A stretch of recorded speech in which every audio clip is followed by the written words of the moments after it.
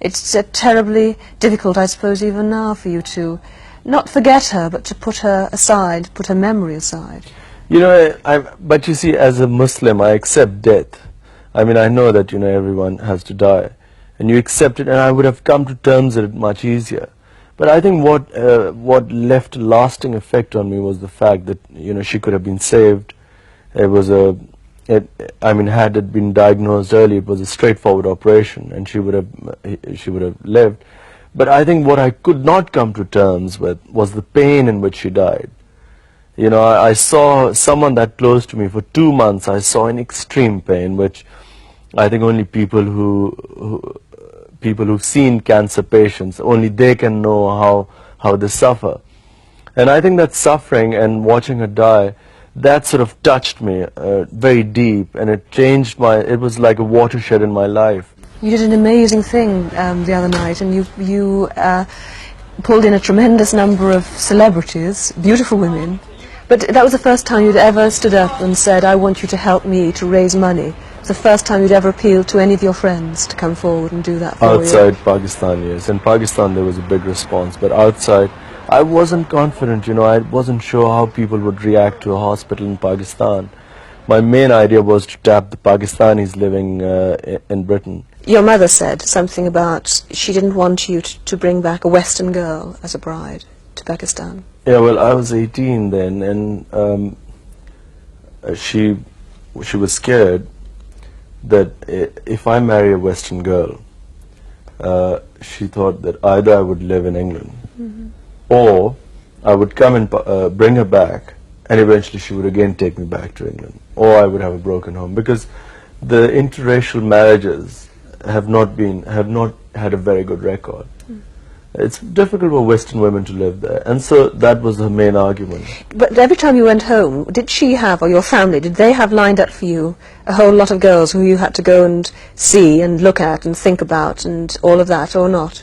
How did it work? Well, you see, I grew up in this house where I had 4 very independent, educated and strong-minded sisters, and a mother who was again very strong-minded. So, you know, they never agreed to one girl.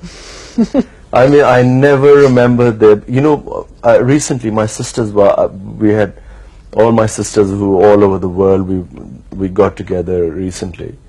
And suddenly they started giving me hell, why aren't you married, you know, you're getting old and all this. So I had to tell them, I said, look, have you ever suggested a girl to me? And yet, you see, the public sees you with a long line of very beautiful women, ranging from Emma Sargent, Susanna Constantine, Denise Lewis, and they think, how do they handle it? I mean, how do the women you've known handle the fact that you will probably one day go back to Pakistan and have an arranged marriage? You probably will do that still. How have they coped with this? Well, for a start, I don't know. I mean, I don't know how they cope with it. Most of these people you're saying are not really my girlfriends or anything, they were just friends. So they'd never had to worry about decisions about my marriage. You say you never come close to an English girl here, close enough to think about marriage? I suppose I came to one girl who I came quite close to marrying, and it didn't happen. Who was that? That was Emma. And then, you know, since then, I haven't even thought of marriage.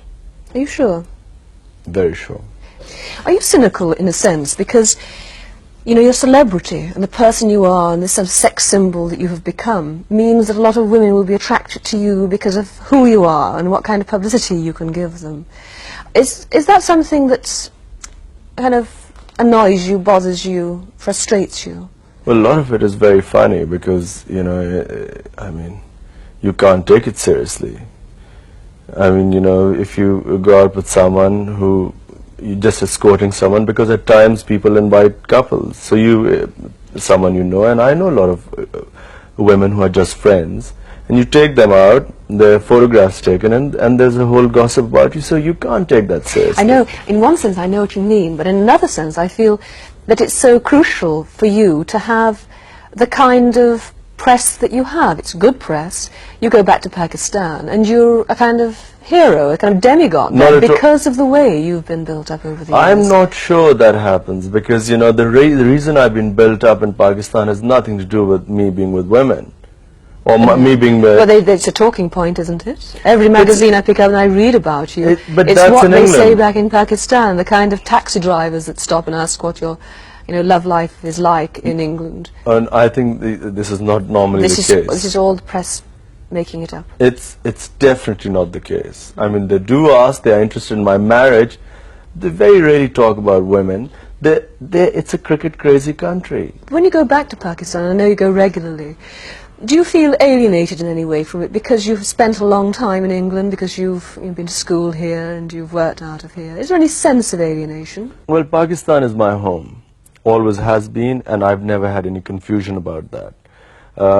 I've come to England first to study for 4 years, and then I came to play professional cricket here because England is the only place which plays cricket in the summer. And I have so many friends over the years, you know, so it's like a second home. But the winter, come September, I have this feeling, you know, I start longing to go back. You're very easy about it all, aren't you? Very cool on the surface, anyway. So tell me how you relax. How do you unwind?